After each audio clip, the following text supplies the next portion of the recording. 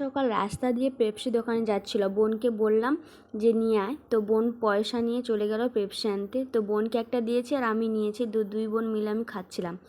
তারপরে এদিকে দেখো বোন এখন মাছ কুটতে বসেছে। আজকের আমাদের মাছ রান্না হবে না, আজকে পূর্ণিমা। আর এদিকে জেঠুর বাড়িতে পুকুর থেকে জল ছেঁচা হয়েছিল, সেখান থেকে অনেক চুনো মাছ চিংড়ি মাছ বাবা ভাইয়ের হাতে পাঠিয়েছি। তো আজকে এগুলো রান্না হবে না, এইগুলো হালকা ভেজে রেখে দেওয়া হবে, অন্যদিন রান্না হবে।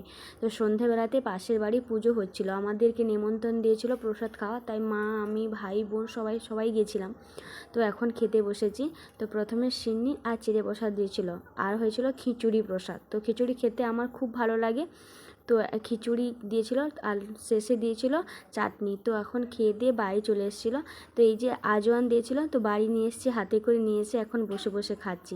ভিডিওটা কেমন লাগলো জানাবে, যদি ভালো লাগে একটা করে লাইক আর চ্যানেলটা সাবস্ক্রাইব করে দিয়ে যাবে। Tata bye.